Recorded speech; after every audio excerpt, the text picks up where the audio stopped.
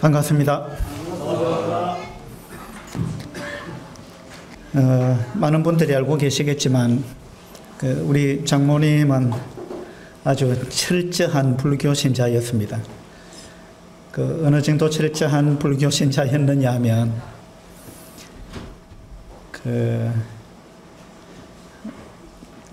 제가 결혼하기 전에도 제 장모님 댁에 몇 번 방문을 한 적이 있는데, 가서 보면은 이제 이 불교 경전을 이렇게 늘 펴놓고 계셨고, 그 다음에 연불을 틀어놓은 적도 많으셨고, 절에도 아주 자주 가셨고, 또 절에 시주도 굉장히 많이 하셨어요.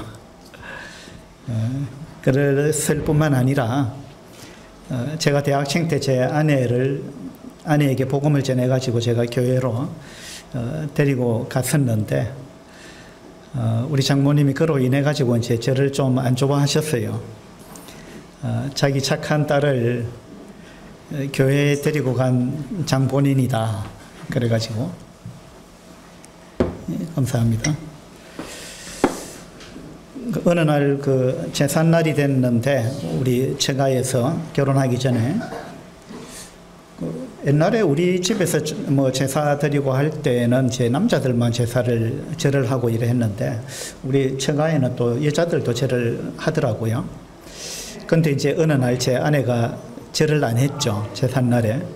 그러니까 이제 장인 장모님이 너 왜 절을 안 하느냐. 그러니까 저는 이제 하나님을 믿기 때문에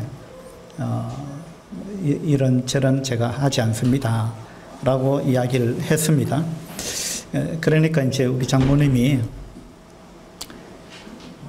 하나님을 선택하든지 부모를 선택하든지 둘 중에 하나를 선택하라. 그렇게 말씀하셨어요.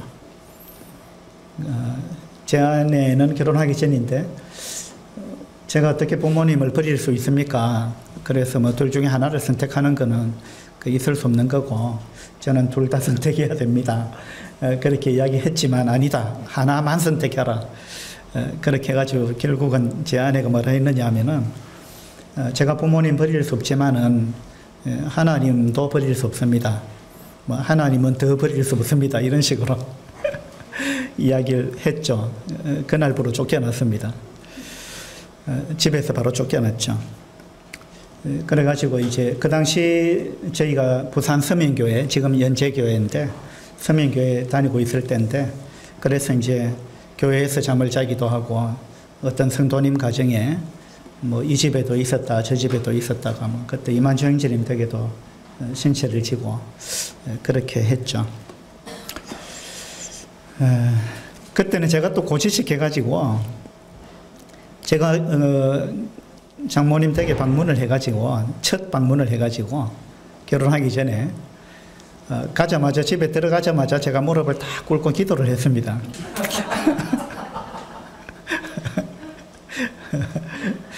꼭 그렇게 안 해도 되는데 그때 제가 이제 구원받고 얼마 안 됐을 때죠. 구원받고 한 1년 정도 됐을 때 같아요. 그래서 나의 믿음을 보여줘야 되겠다. 또는 어디 가나 처음에 그렇게 했죠. 그 당시에. 요즘은 어디 가도 그렇게 잘 안 하는 분들이 많던데, 어디 방문하면 우리가 기도 먼저 하는 거 참 아름다운 모습이잖아요. 어쨌든 그때 그렇게 했습니다. 그러니까 이제 그때부터 밉보였어요. 그렇게 해서 이제 결국은 우리가 결혼을 서두르게 됐고, 결혼식장에 저희 장모님은 오지를 않으셨습니다.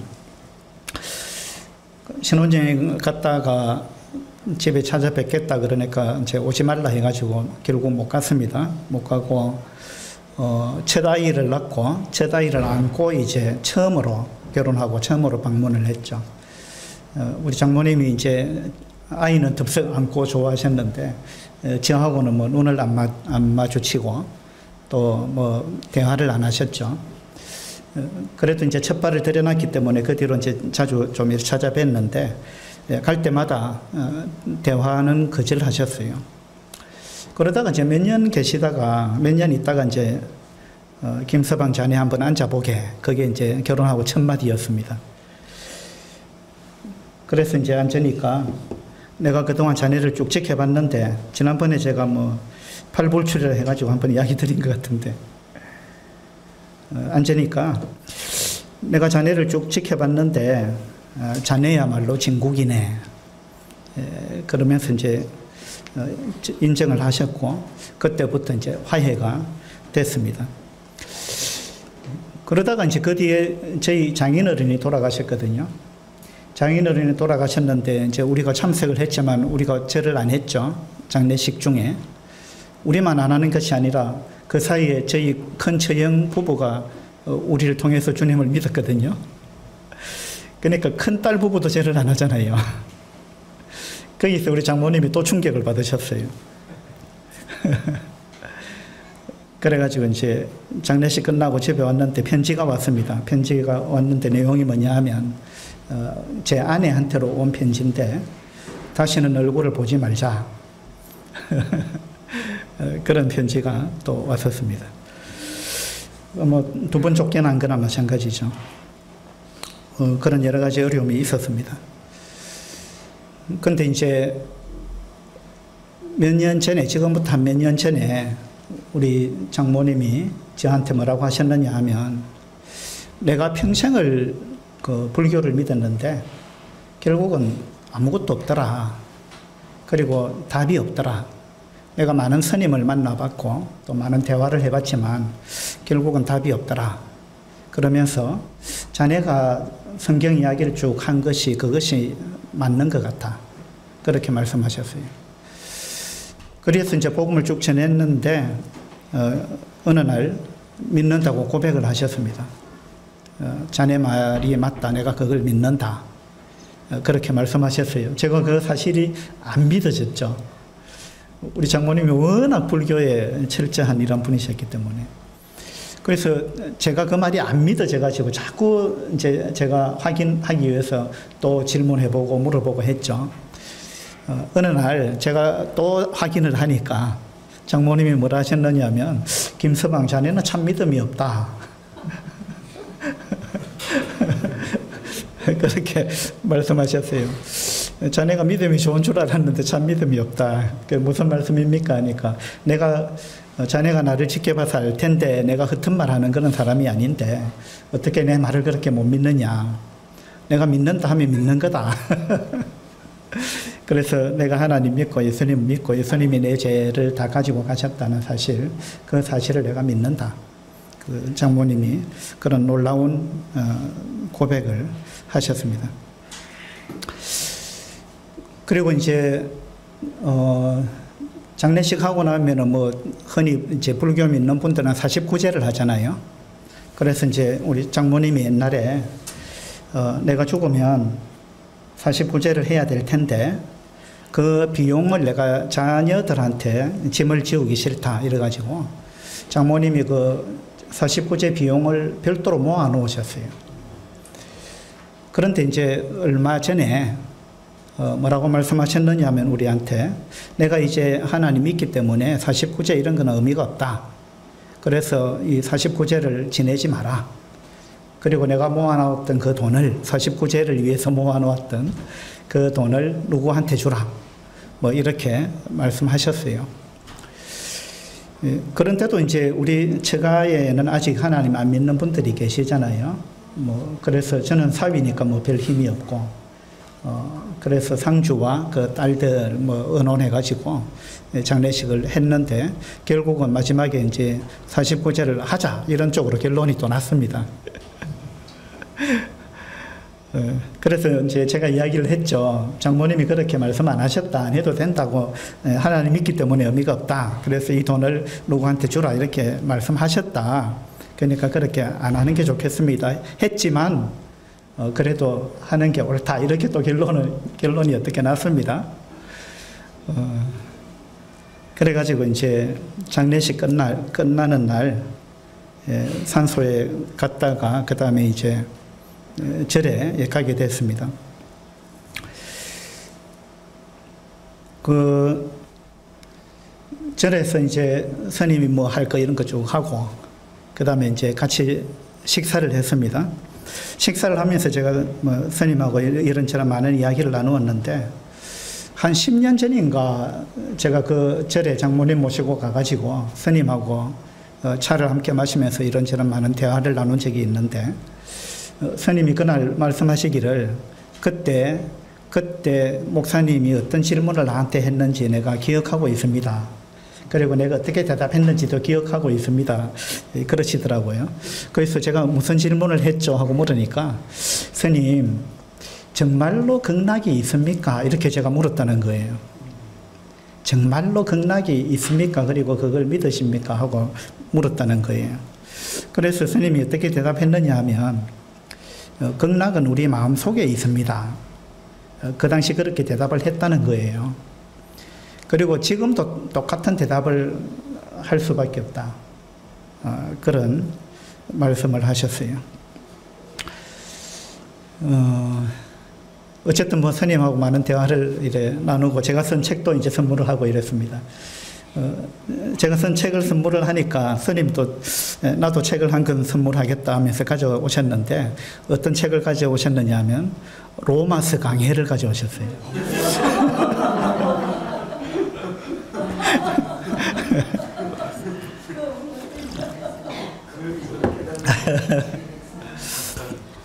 그래서 아니 어떻게 이런 책을 갖고 계십니까? 이러니까 내 친구 목사가 쓴 책인데 1권 2권으로 되어 있는데, 이거 내가 한 권만 있으면 되니까, 또 내가 어느 정도 읽어봤으니까 한 권은 제가 목사님께 선물을 하겠습니다.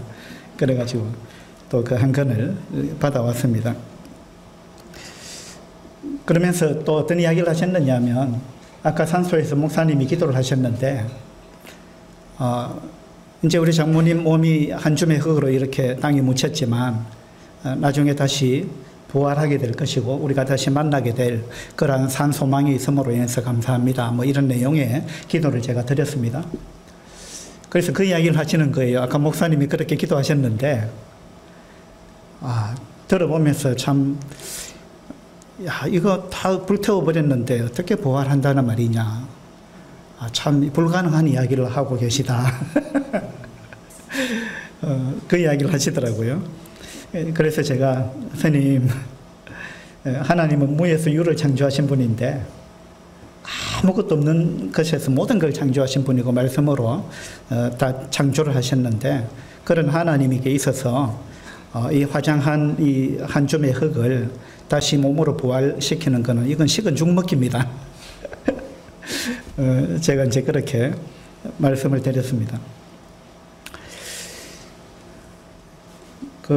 이야기하다 또 성철 스님에 관한 이야기가 나왔는데, 그래서 이제 성철 스님의 그 열반 송에 관해서 제가 또 좀 이야기를 했죠. 그러니까 이제 그 스님은 뭐라고 말씀하셨느냐 하면, 스님이 무간지옥에 간다고 성철 스님이 말씀하셨는데, 그거는 이런 뜻이다라고 말씀하셨어요. 어떤 뜻이냐면, 우리 보통 사람은 지옥에 가면 못 나온다. 그런데 그분은 지옥에 가도 다시 나올 수 있는 분이다. 이제 그 정도 도를 닦으신 분이기 때문에, 그래서 그분은 일부러 지옥에 가신 거다. 왜냐하면 지옥에 있는 중생들을 구원하기 위해서. 예. 그래서 이제 그래서 지옥에 가신 거다. 이제 그렇게 말씀하시더라고요. 저는 이제 그런 또 해석은 처음 들었습니다. 예. 어쨌든 뭐 그렇게 말씀하셨고, 49제 이제 첫 제를 며칠 전에 어젠가 그저께인가 이제 가서 뭐 처가 쪽에 몇 식구들이 가서 이제 드렸는데, 저희 부모는 이제 안 갔죠. 근데 이제 그날 갔다 오면서 저희 천안 부부가 밀양으로 방문을 하셨어요. 그 방문한 목적이 뭐냐 하면, 그 스님께 이제 49제 비용을 뭐 몇백만 원 이래 드렸답니다. 아주 거금을 드렸죠. 근데 그 스님이, 이걸 제가 다 받으면 안 됩니다. 이 중에 일부는 밀양 서부교회에 헌금하겠습니다.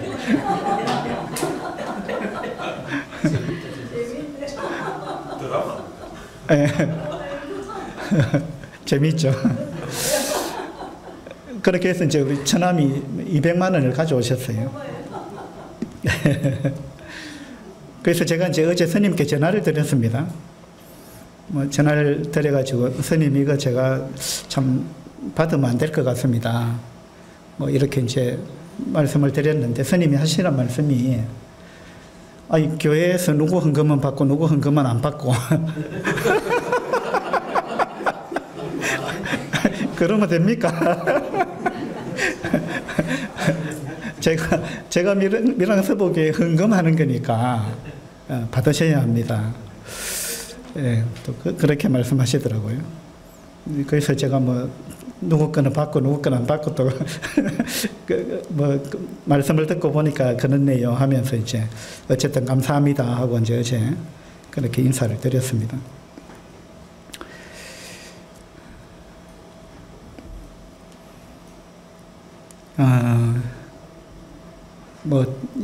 그 부분에 대해서 뭐 여러 가지 좀 이야기할 것이 있는데 뭐 그 정도 하고요. 그 다음에 이제 지난 주 중이었습니까? 우리 형제님 두 분하고 서복조내과 남원에 다녀왔는데 서복조 형제님이 이제 그 건강 상담을 이렇게 해주셨는데 하시면서 이제 여러 가지 이야기를 하셨는데 그 중에 끝나고 우리가 이제 남원에서 같이 갔던 형제님들하고 차 마시면서 대화를 좀 해봤는데 우리 성문경 형제님은 그 중에 이제 고속버스 기사 이야기가 굉장히 마음에 와닿았다. 그 이야기를 하더라고요. 서복조 형제님이 어떤 예를 들으셨느냐 하면 형제님이 고속버스 기사가 돼가지고 고속버스를 몰고 달리고 있는데 앞에 도로에 큰 바위가 있으면은 그걸 뭐 치우든지 비껴가든지 뭐 해야 되겠죠. 뭐 그렇게 물었습니다. 그래야지요 하니까. 그런데 큰 바위가 아니고 가다가 도로에 자그마한 돌이 몇 개 있다. 그때 고속버스를 세워가지고 그 돌을 치우고 가야 되겠습니까? 하고 이제 묻더라고요. 그러면서 이제 그 작은 돌은 그 큰 버스가 지나가는 데 있어서 아무런 문제가 생기지 않는다. 그러니까 거기에 고속버스를 세우고 그걸 치우고 이래 하는 건 어리석은 거다. 그러니까 그냥 지나가면 된다. 별 문제가 안 된다. 우리 건강도 그런 거다. 하고 이제 서복정철이 말씀하셨어요. 그러니까 이제 뭐 몸이 어디가 안 좋다 어디가 안 좋다 막 이제 여러 가지 이야기를 했죠. 서복정철님이 들어보니까 그거는 자갈돌이다. 큰 바위가 아니다. 그건 자갈돌이니까 별로 신경 쓰지 말고 그냥 지나가라. 이제 그런 의도로 말씀을 하신 거죠. 그래서 그게 이제 우리 성봉행전의 마음에 굉장히 인상 깊게 와닿는 것 같아요. 예. 그리고 서복정인님 또 한 가지 더 이야기를 하셨는데 옛날에 이제 서복정인님도 어떤 염려가 좀 많았던 적이 있답니다. 그래서 이 염려에서 내가 어떻게 벗어날까 하다가 성경을 읽다가 이제 아주 감동적인 이러한 구절을 보고는 서복조인재님의 책상 앞에 참새 2마리 그림을 딱 붙여놨대요. 그래서 뭔가 걱정이 염려가 밀려올 때마다 그 참새 2마리를 봤다는 겁니다. 왜 참새 2마리를 붙여놨겠습니까? 예, 마태복음 10장에 보면 한번 보도록 합시다.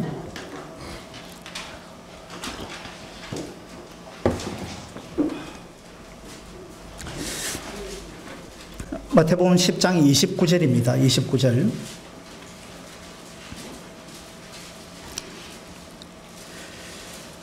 참새 2마리가 한 아사리온에 팔리지 않느냐. 그러나 너희 아버지께서 허락하지 아니하시면 그 하나도 땅에 떨어지지 아니하리라. 그 하나도 땅에 떨어지지 않는다. 하나님이 허락하지 않으면. 예. 그리고 이제 그 다음 구절을 보면 너희에게는 머리털까지 다 세신바 되었나니 두려워하지 말라. 너희는 많은 참새보다 귀하니라. 이 말씀이 너무 이제 마음에 와닿고 내가 참새보다 훨씬 귀한 존재인데 참새 2마리가 한 아사리온에 팔리는 것도 하나님이 허락하지 않으면 일어나지 않는 일인데 그러면 나한테 일어나는 모든 일도 하나님이 결국은 하나님의 허락 가운데 일어나는 일이구나. 하나님이 나를 귀하게 보시는구나. 그렇다면 내가 염려와 걱정 가운데 사로잡혀 있을 이유가 없네. 이것이 이제 깨달아졌다는 거예요. 그래서 이제 참새 2마리 그림을 책상 앞에 딱 붙여놓고 뭔가 걱정이 될 때마다 그걸 쳐다봤다는 거예요. 그걸 쳐다보면서 이 말씀을 떠올렸다는 거예요. 내 인생은 하나님의 손 안에 있는 거다. 하나님이 나를 돌보신다. 하나님은 내 머리털까지도 다 세셨다. 여러분 머리카락 몇 개인지 아십니까? 여러분 머리에? 뭐 센다고 그 세지겠습니까? 근데 하나님은 다 알고 계신다는 거예요. 우리 머리털까지 다 세셨다. 그러니까 하나님은 그만큼 세밀하게 우리를 다 보살피시고 알고 계시고 사랑하시고 귀하게 보시고 하나님이 그렇게 하신다라는 이야기잖아요. 그래서 참새 두 마리를 늘 쳐다보면서 그렇게 해서 내한테 밀려오는 염려와 걱정, 근심 이런 것들에서 내가 해방될 수 있었다. 그 이야기를 하셨어요. 그 다음에 또 이제 한 가지 더 이야기하신 게 있는데 그게 뭐냐 하면 우리가 자꾸 건강에 대해서 많은 염려 가운데 빠져 있는 것은 우리가 사탄한테 속는 거다. 사탄한테 속고 있는 거다. 왜냐하면 우리는 어차피 아프게 되어 있고 병들게 되어 있고 죽게 되어 있다. 그건 진리라는 거예요. 근데 사탄은 결코 죽지 아니하리라.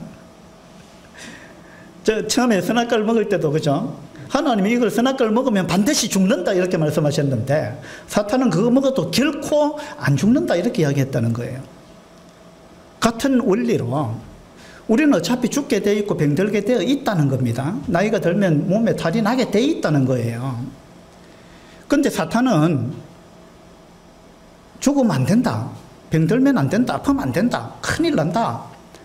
자꾸 이제 이와 같은 이야기를 한다는 거죠. 사탄은 우리한테. 그래가지고 이걸 우리가 못 받아들인다는 거죠.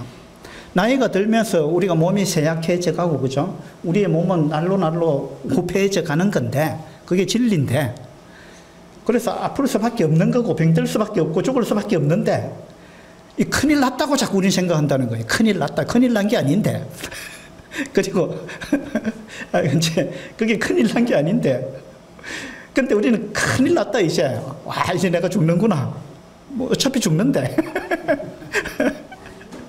그래서 그 어떤 걱정과 염려 거기에 우리가 사로잡혀 가지고 살게 만드는 것 그것은 사탄의 속임수다. 그러니까 우리가 사탄에 속고 있는 거다. 그래서 거기서 벗어나야 된다. 예. 그런 이제 말씀을 해주셨어요. 그래서 이제 뭐 이것저것 좀 아픈 것이 막 생기는 걸 그걸 비정상적으로 생각하지 말고 정상으로 받아들여라. 사도 바울은 내가 자족하는 비결을 배웠다 그랬잖아요. 예.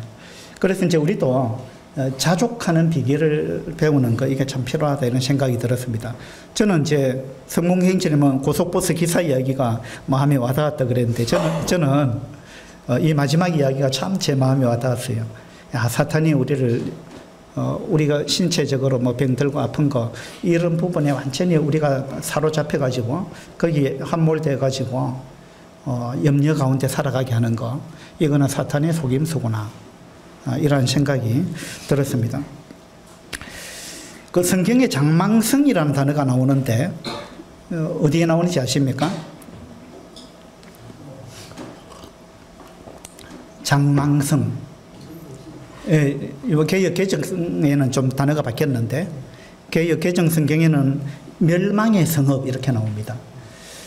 이전 개역 성경에는 장망성이라고 나오는데 이사야서에 나옵니다. 이사야 19장에 나오는데요. 장망성이라는 말은 장차 망할 성읍이다 이런 말입니다. 애굽에 있는 제 성읍 중에 하나를 그렇게 말씀하셨습니다. 이사야 선지자가 장망성, 장차 망할 성읍이다. 그러니까 이제 우리가 살고 있는 이 세상은 어차피 언젠가 망한다는 겁니다. 그죠? 언젠가 망하는 거다. 그 다음에 이제 썩어질 것들이라는 단어가 또 성경에 나오는데 썩어질 것들. 그러니까 이제 이 세상만 장차 망하는 성일 뿐만 아니라 우리의 몸도 장차 망할 성입니다. 우리의 몸도 장차 망할 성이고 그리고 썩어질 것들 중에 하나죠. 그래서 우리가 몸이 아플 때, 어떤 병이 들었을 때, 그 건강이 좋지 못한 걸로 인해 가지고, 그 생각에 완전히 사로잡혀 가지고 우리가 늘 염려 가운데 살아가는 거, 그것은 하나님의 뜻이 아니다. 그건 사탄의 이제 노림수라는 거죠. 하나님의 뜻은 뭐냐? 항상 기뻐하라. 쉬지 말고 기도하라. 범사에 감사하라. 이것이 너희를 향한 하나님의 뜻이다. 이렇게 나오죠. 하나님의 뜻은 항상 기뻐하라. 그러니까 우리는 어떤 기뻐할 일이 있으면 기뻐하고, 우리한테 뭔가 환경이 좋지 못하고 내 몸이 아프고 뭐가 일이 생각대로 안 되고 하면 우리는 어떻게 기뻐할 수 있느냐, 이렇게 생각하는데, 하나님은 항상 기뻐하라, 그렇게 말씀합니다. 그 다음에 쉬지 말고 기도하라. 이 말은 뭐냐 하면, 염려하지 말고 기도하라, 그 말이에요.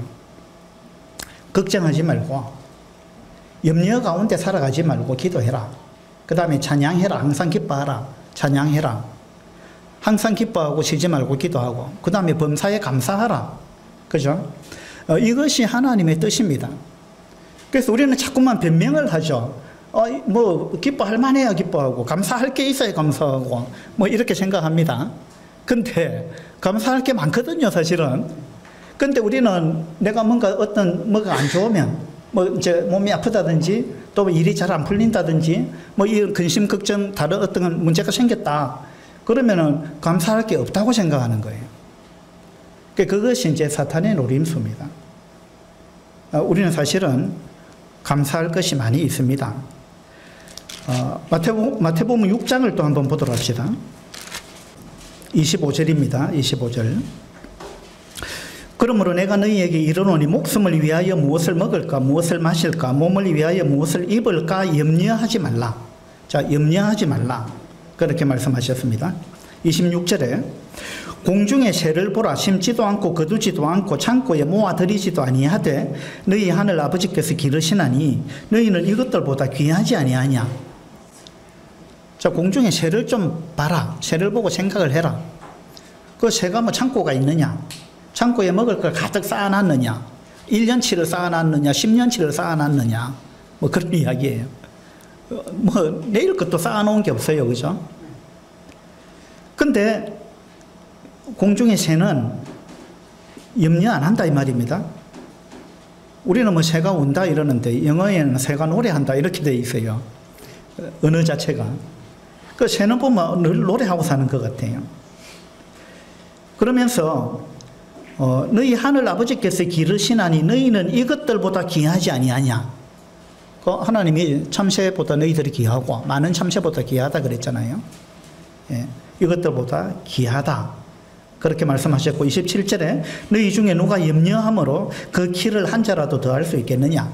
그 염려한다고 그게 해결이 되느냐 그 말입니다.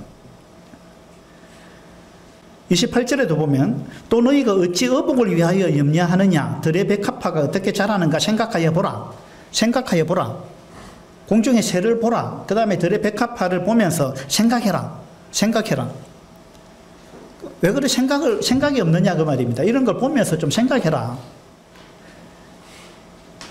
생각하여 보라. 수고도 아니하고 길쌈도 아니하느니라. 그러나 내가 너희에게 말하노니 솔로몬의 모든 영광으로도 입은 것이 이 꽃 하나만 같이 못하였느니라. 오늘 있다가 내일 아궁이에 던져지는 들풀도 하나님이 이렇게 입히시거든 하물며 너희일까 보냐. 믿음이 작은 자들아. 그러므로 염려하여 이르기를 무엇을 먹을까, 무엇을 마실까, 무엇을 입을까 하지 말라. 이는 다 이방인들이 구하는 것이라.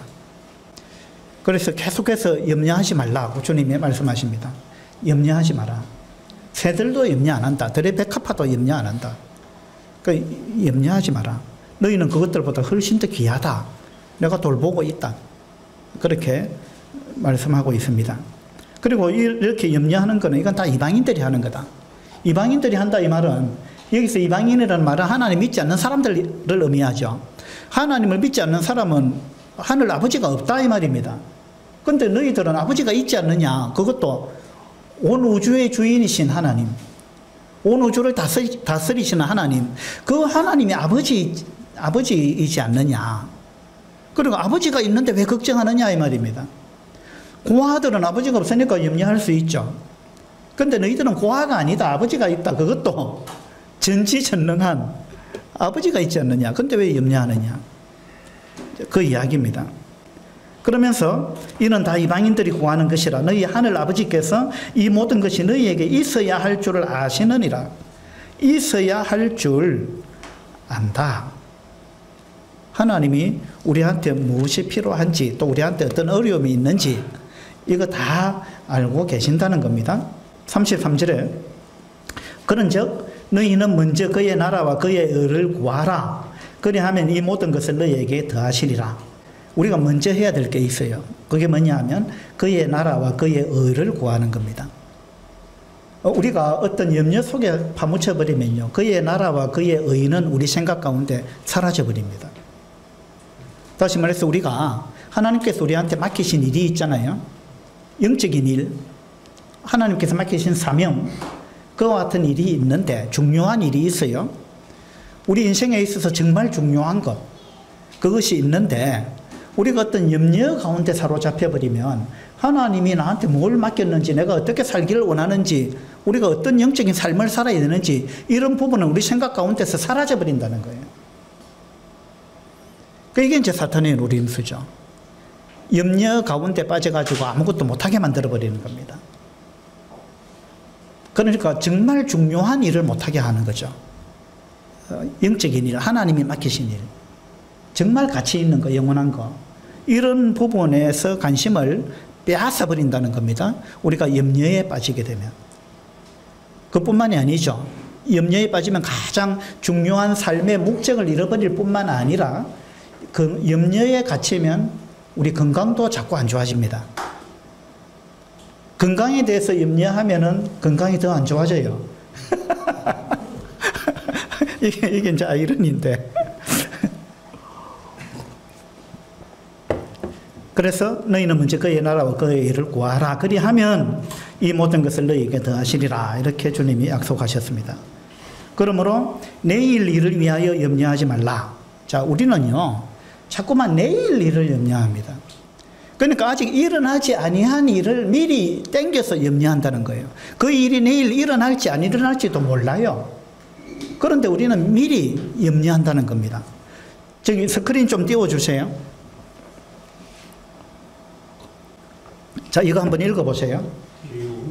맞아요. 기우라는 겁니다. 이 기우라는 말이 어디서 나왔느냐 하면, 넘겨주세요. 기인지우, 이걸 줄여서 기우라 그러는데, 기인, 어떤 기나라의, 중국의 기나라의 어떤 사람에 관한 이야기입니다. 기나라의 어떤 사람이 가졌던 근심, 이런 이야기인데, 또 한 번 넘겨주세요. 기인우천, 이렇게도 이야기합니다. 기나라, 중국 기나라의 어떤 사람이 무슨 걱정을 했느냐 하면, 저기 보니까 하늘 천자가 있죠. 이 사람이, 야, 하늘이 무너지면 어떡하지? 이 걱정에 사로잡혔어요. 야, 하늘이 무너지면 어떡하지? 이 걱정에 사로잡혀가지고 식음을 전폐했다는 거예요. 잠을 못 잤답니다. 그러면 내가 어떻게 피하지? 그래가지고 이 걱정에, 완전히 이 걱정에 사로잡혀가지고 밥맛을 잃어버렸어요. 밥이 안 넘어가는 거예요. 잠이 안 오는 거예요. 그래서 거기서 나온 말이 이제 기우라는 겁니다. 기우. 그 기우라는 말은, 자, 한번 넘겨주세요. 국어사전에 보면 앞일에 대해 쓸데없는 걱정을 하는 거, 이걸 기우라 그럽니다. 그리고 쓸데없는 걱정, 이걸 기우라고 하는 거예요. 기우. 또 한번 넘겨보세요. 미국의 어니 젤린스키라는 심리학 교수가요, 실험을 했답니다. 그리고 많은 이제 조사를 한 건데, 많은 사람들이 염려와 걱정 가운데 살아간다는 겁니다. 그래서 그들이 하는 염려와 걱정이 어떤 건지 이제 조사를 쭉 하면서 분석을 해보고 통계를 내보니까, 많은 사람들이 하는 걱정 중에서 40%는 절대 일어나지 않을 일을 걱정하고 있더라, 이 말입니다. 그게 이제 기나라의 그 어떤 사람이 걱정했던 거하고 똑같은 거예요. 그죠? 일어나지도 않을 일을 걱정하고 그 걱정 때문에 밥을 못 먹고 잠을 못 자는 거예요. 절대 일어나지 않은 일. 그러니까 대부분의 사람들이 걱정하는 것 중에 40%는 이런 걱정을 하고 있다는 거예요. 그래서 이거 빼버리면 뭐 60%만 걱정하면 됩니다. 그죠? 자기 하고 있는 걱정 중에 40%는 할 필요가 없는 거다 이 말입니다. 또 한 번 넘겨보세요. 또 이제 30%는 이미 일어난 일, 이미 지나간 거, 과거의 일을 갖고 걱정하고 있다는 거예요.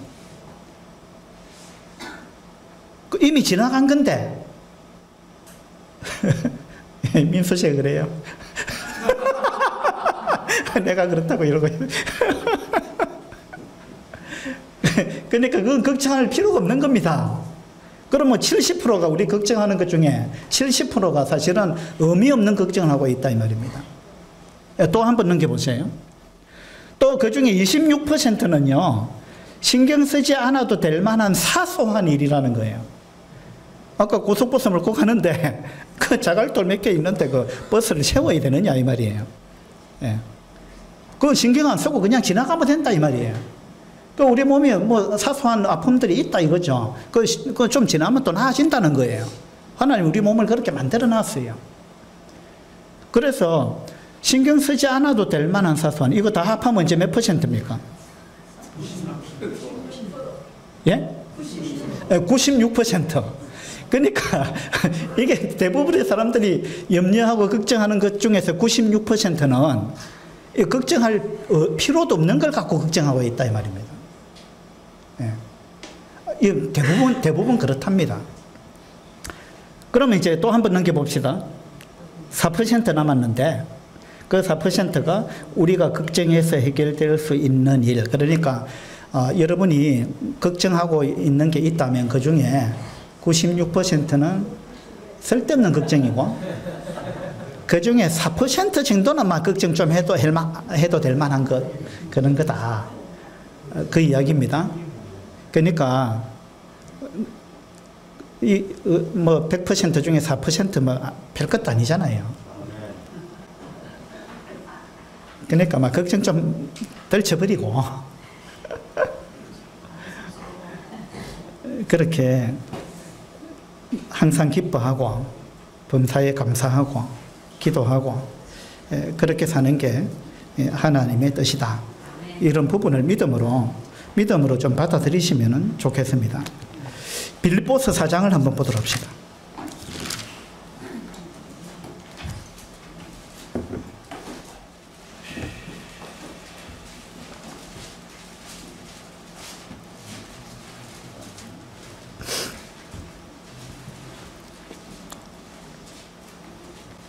빌립보서 4장 4절입니다. 4장 4절. 주 안에서 항상 기뻐하라. 예. 아까 항상 기뻐하라, 쉬지 말고 기도하라, 그건 데살로니가전서에 나오는데 이 빌립보서에도 보면 주 안에서 항상 기뻐하라. 항상 이랬습니다. 항상. 기쁜 일이 생길 때만 기뻐하라 이런 말이 아니죠. 주 안에서 항상 기뻐하라. 내가 다시 말하노니 기뻐하라. 또 뒤에 보면 내가 끝으로 말하노니 기뻐하라. 계속 기뻐하라 그럽니다. 우리가 너무 기뻐하지 않는다는 거죠. 너무 염려와 근심 가운데 살아간다는 겁니다. 그건 결코 하나님의 뜻이 아닙니다. 그건 누구 뜻입니까? 그건 사탄의 뜻이에요. 항상 기뻐하라. 근데 바울이 이 말을 할 때 지금 어디 있었는지 압니까, 바울이? 감옥에 있었어요, 감옥에. 바울이 감옥에 있었습니다. 감옥에 쇠사슬에 묶여가지고 그 어려운 여건 가운데 있으면서 바울은 기뻐했다는 거예요. 바울은 실제로 빌립보 감옥에서도 찬송했잖아요. 그리고 바울은 빌립보 감옥에 있었고 이 당시 빌립보 교회는요 많은 어려움과 핍박이 있었고 빌립보 교회 안에 다툼이 있었고 교회가 분열할지도 모르는 이런 상황 가운데 있었는데 그런 상황 가운데 있었는데 바울은 기뻐하라. 기뻐하라 그렇게 이야기하고 있는 거예요. 그 빌립보 교회가 처한 상황처럼 또 바울이 감옥에 갇혀 있는 것처럼 우리는 살아가면서 그런 여러 가지 얘기치 못한 일과 어려움 이런 것들을 우리 당하고 있단 말입니다. 바울이야말로 얼마나 많은 어려움을 당했습니까? 그런데 바울은 기뻐했다는 거예요. 그러니까 우리도 어떤 일을 당해도 우리는 기뻐할 수 있다 이런 이야기입니다. 그것이 하나님의 뜻입니다. 기뻐하면 상황이 좋아집니다.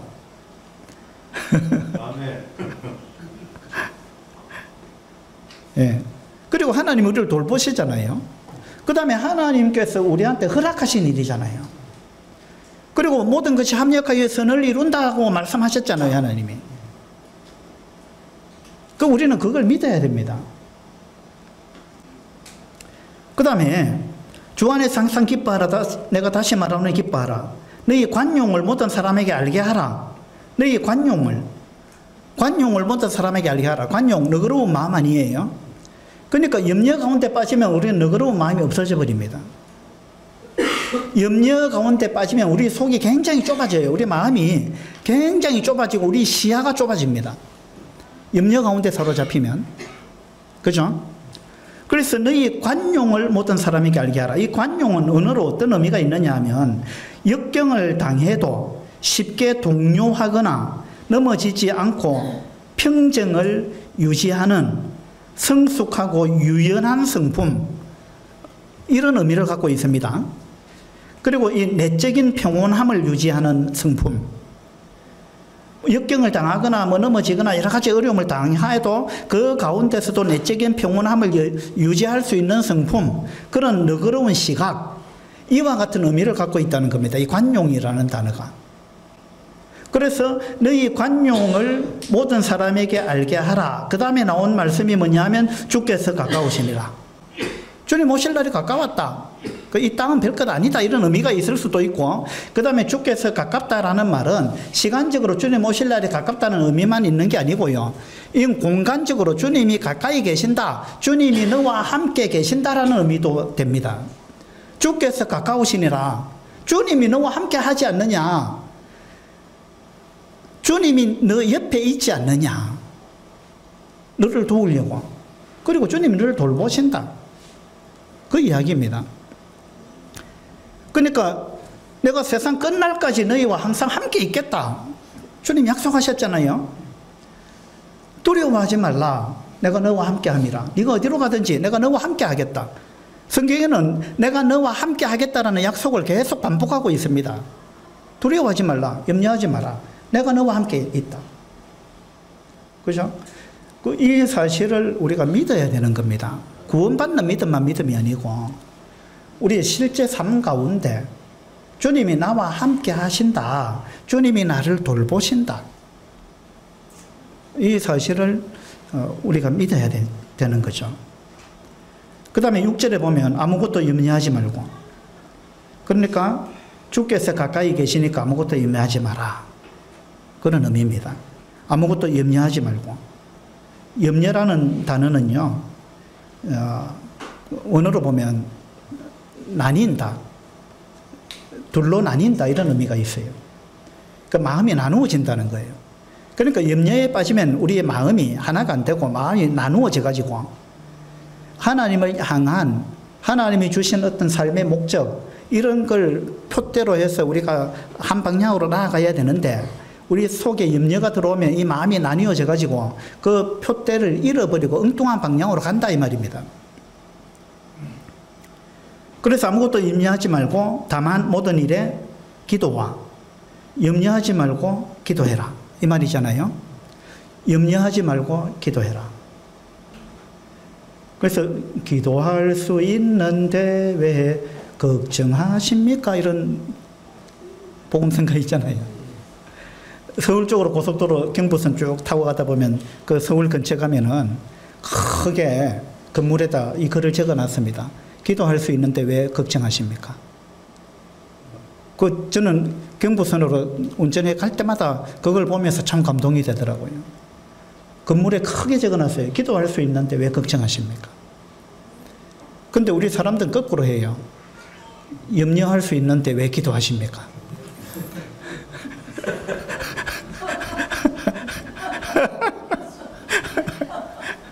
예. 여기 보니까 아무것도 염려하지 말고 다만 모든 일에 기도와 간구로 너희 구할 것을 감사함으로 하나님께 아뢰라. 하나님께 아뢰라. 기도해라. 염려하지 말고 기도해라. 기도를 들으시는 아버지 하나님이 계시는데 왜 기도 안 하고 염려하느냐, 이 말입니다. 아뢰라. 기도하라. 아뢰라라는 말은 맡겨라 이런 의미도 됩니다. 베드로전서 5장에 보면 너희 염려를 모두 하나님께 맡기라 이런 말씀이 있어요. 하나님께 맡기라. 맡긴다라는 게 영어로 뭡니까? 영어 단어로.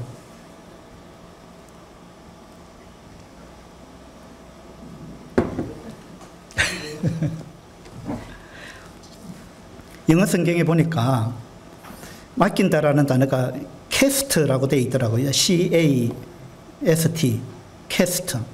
이 캐스트 단어를 찾아보니까 던진다 이런 의미가 있어요.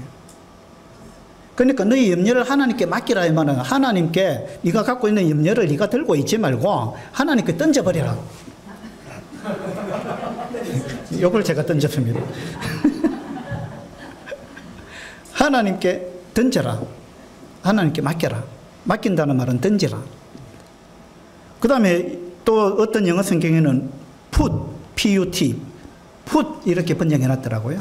put은 어디에 놓는다 이 말 아닙니까? 그러니까 네가 들고 있지 말고 하나님께 이렇게 내려놔라. 네가 갖고 있지 말고 그게 이제 맡기는 거예요. 기도하는 거, 기도한다는 거는 맡기는 거예요. 그 다음에 또 어떤 영어 성경에는 leave라고 번역해 놨더라고요. L-E-A-V-E, leave.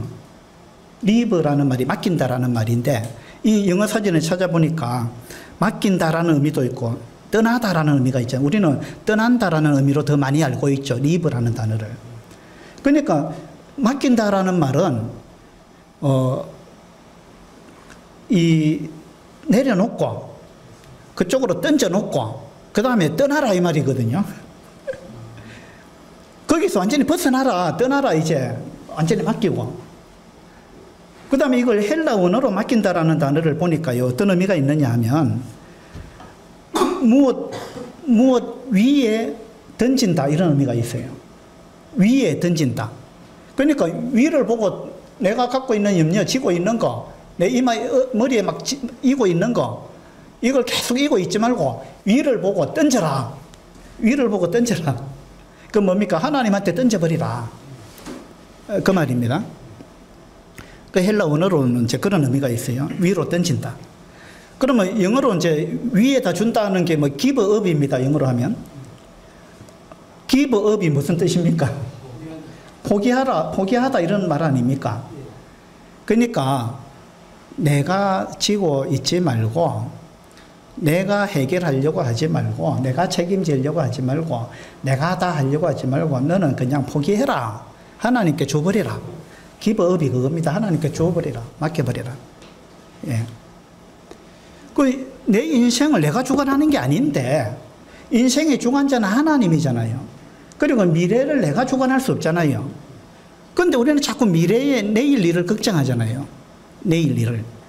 그래서 아까 마태복음 6장에 보면 내일 일은 누가 걱정한다 그랬어요? 내일 일은 내일이 걱정할 것이요. 내일이 걱정하도록 내일한테 그냥 걱정을 떠넘겨 놓고 맡기고 너는 걱정하지 마라. 그거는 내일이 걱정하면 된다. 이건 의인법입니다. 뭐냐면 내일이라는 것을 사람 취급해서 사람이 어떻게 뭘 하는 것처럼 표현한 겁니다. 이걸 문학기법으로 의인법이라 그래요.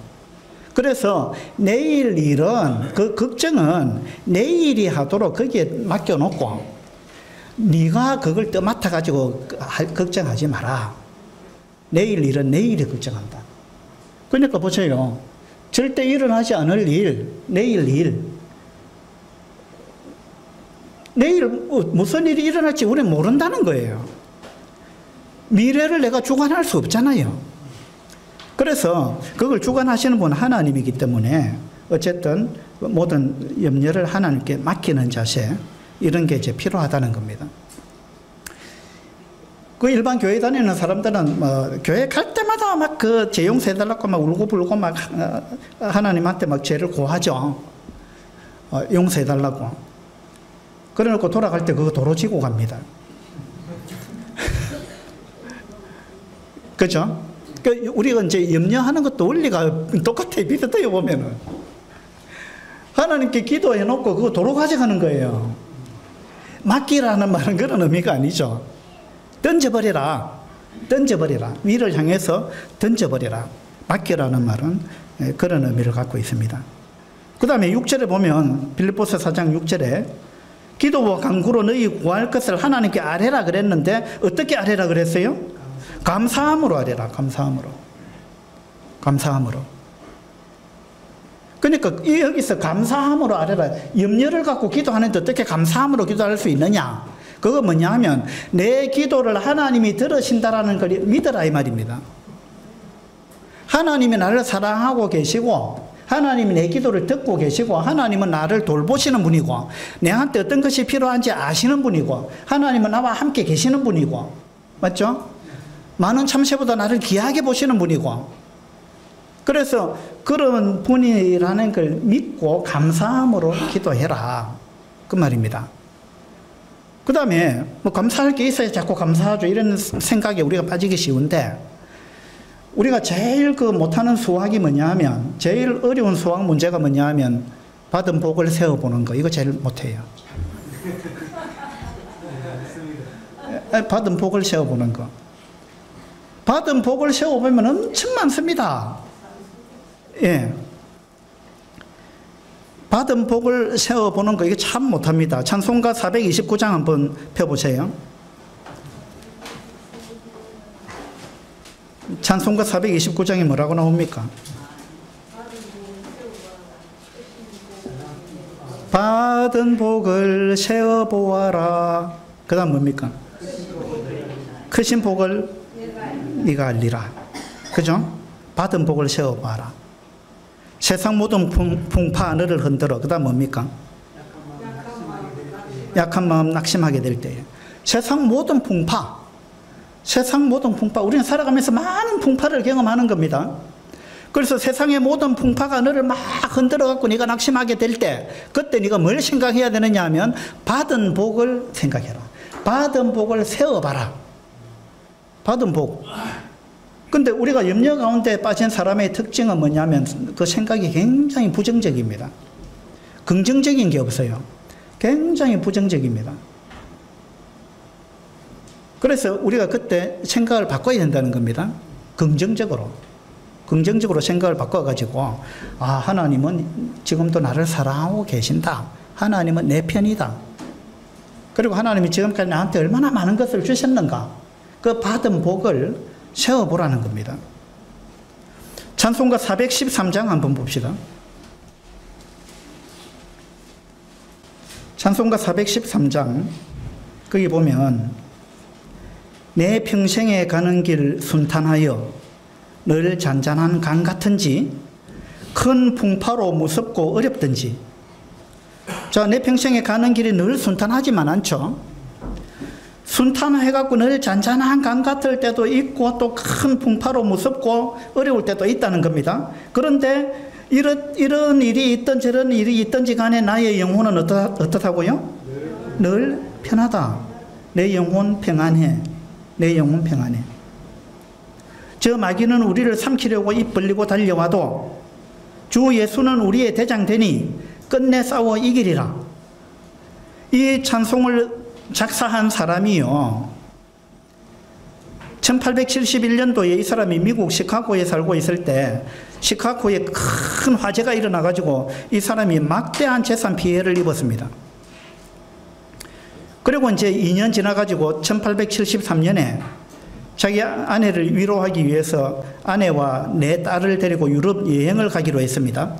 근데 이제 이 남자는 갑자기 다른 일이 생겨가지고 나는 뒤따라갈 테니까 먼저 가라 이래가지고 자기 아내와 네 딸을 자기 나머지 가족들을 다 이제 배에 태워가지고 유럽으로 보냈습니다. 근데 가다가 바다 한가운데에서 다른 배하고 충돌해가지고요. 이 배가 침몰해버렸습니다. 그리고 이제 전보가 왔는데 그 당시에는 뭐 핸드폰도 없을 때고 전보가 왔는데 뭐라고 왔느냐 하면 홀로 살아남았음 이렇게 해서 자기 아내한테서 전보가 온 거예요. 홀로 살아남았음. 그러니까 자기 사랑하는 네 딸이 죽어버린 거예요. 그래서 이제 이 남자가 그 자기 아내를 이제 데려오기 위해서 영국으로 또 배를 타고 갑니다. 배를 타고 가면서 그 사고가 났던 그 해역을 지나가면서 지은 시가 이 시입니다. 내 평생에 가는 길이 순탄하여 늘 잔잔한 강 같은지 큰 풍파로 무섭고 어렵든지 나의 영혼은 늘 평안하다. 주님 안에 있는, 주님 안에서 누리는 평안, 이런 부분을 이분은 경험하고 이와 같은 어려움 가운데서도 내 영혼은 평안하다고 이분은 고백하고 있는 겁니다. 그래서 하나님 모르는 사람들은 늘 염려와 걱정 가운데 살 수밖에 없습니다. 왜냐하면 그들은 하나님 아버지가 안 계시기 때문에. 우리는 다르죠. 그래서 오늘 너희 염려를 다 주께 맡겨라, 이 말씀을 우리 마음에 좀 새기고 우리가 많은 염려 가운데서 벗어날 수 있으면 좋겠다, 그런 생각이 듭니다. 여러분 책상 앞에 참새 2마리 좀 붙여놓고요. 그 다음에 내가 고속버스 기사인데 이런 생각 좀 하시고, 그 다음에 내가 사탄이 야, 너 죽는다, 큰일 났다, 이렇게 이야기할 때 그래, 어차피 난 죽는다. 그 생각을 하면서 그 사탄이 우리를 몰아가는 염려 가운데 그렇게 살지 않으면 좋겠다, 그런 생각이 듭니다. 7절에 보면요, 빌립보서 4장 7절에 보면 그리하면, 자, 염려하지 말고 기도하고 감사함으로 하나님께 아뢰면, 그리하면 모든 지각에 뛰어난 하나님의 평강이 그리스도 예수 안에서 너희 마음과 생각을 지키시리라. 자, 우리는 우리 마음과 생각을 참 잘 못 지킵니다.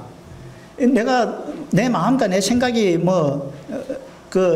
나는 이렇게 마음을 갖고 싶고 이런 생각을 하고 살고 싶은데 불현듯 엉뚱한 생각이 막 자꾸 들어오고 엉뚱한 생각이 일어나고 막 그렇게 되잖아요. 우리가 생각을 통제한다는 것이 쉽지가 않아요. 예. 근데 우리가 기도하고 하나님께 아뢰고 하나님께 맡기면 하나님께서 우리 마음과 생각을 지키시리라 이랬잖아요. 하나님이 우리 마음과 생각을 지키신다. 하나님께 우리가 기도하면 우리 마음에 하나님께서 평안을 주신다는 겁니다. 정말로 기도하고 맡기면, 그죠? 내려놓으라는 겁니다. 그러면 하나님이 우리한테 평강을 주시는데 어떤 평강을 주신다 했어요? 하나님의 평강을 주신다. 내 평강이 아닙니다. 우리 사람의 평강이 아니에요. 하나님의 평강. 이 하나님의 평강은 어떤 거냐? 모든 지각에 뛰어난 하나님의 평강이라 그랬잖아요. 우리가 갖고 있는 우리의 지각을 초월한, 우리의 생각과 우리의 이성과 이런 거, 우리의 지식과 뭐 이런 거, 우리 사람이 상상할 수 없는 하나님의 평강, 하나님의 평강. 하나님의 평강은 모든 걸 초월한 평강이에요. 그렇죠? 그래서 평안을 너희에게 끼치노니 곧 나의 평안을 너희에게 주노라. 예수님이 그렇게 말씀하셨어요. 나의 평안을 너희에게 주노라. 내가 너희에게 주는 것은 세상이 주는 것과 같이 아니하니라. 너희는 마음에 근심하지도 말고 두려워하지도 말라. 두려워하고 근심하고 염려하지 말고 기도해라, 맡겨라. 그러면 나의 평안을 너희에게 준다. 내가 주는 평안은 세상이 주는 것과 다르다. 내가 주는 평강은 지각을 초월한, 우리의 생각을 초월한, 세 번역에 보면 사람의 헤아림을 뛰어넘는, 이렇게 되어 있어요.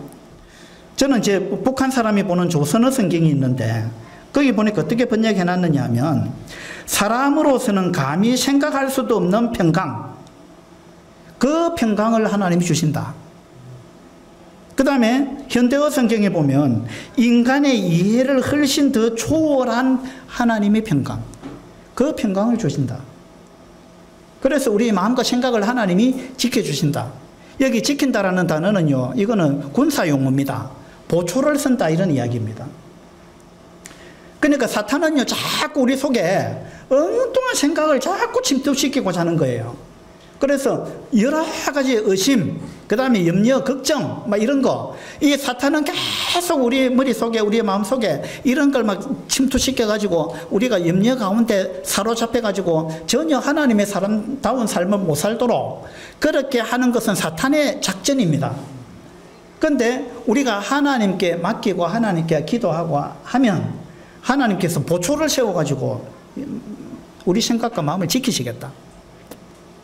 그렇게 말씀하시는 거예요. 예. 그래서 우리가 염려를 하나님께 맡기는 그런 삶을 살 수 있으면 참 좋겠다. 예, 그런 생각이 듭니다.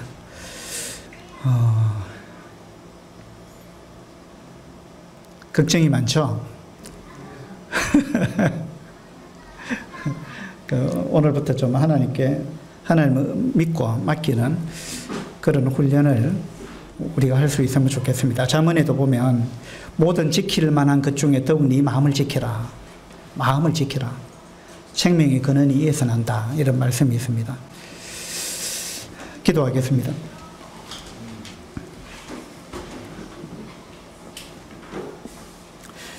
아버지 하나님, 너희 염려를 다 주께 맡기라. 이는 그가 너희를 돌보심이라 라고 하나님은 말씀하셨습니다. 오늘 우리가 참 이 땅에 살아가면서 많은 염려와 걱정 가운데 힘들어하는 이러한 우리 모습들을 보면서 하나님은 우리가 어떻게 살기를 원하시고 또 그 염려에서 어떻게 벗어날 수 있는지 이런 부분을 우리에게 말씀해 주고 계시는 것을 봅니다.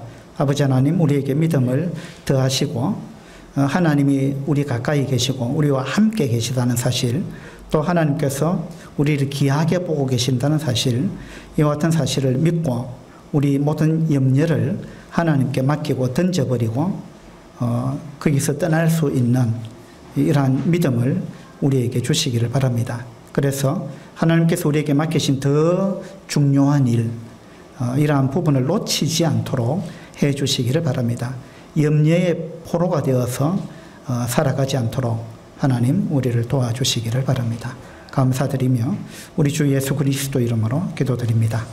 아멘. 수고하셨습니다.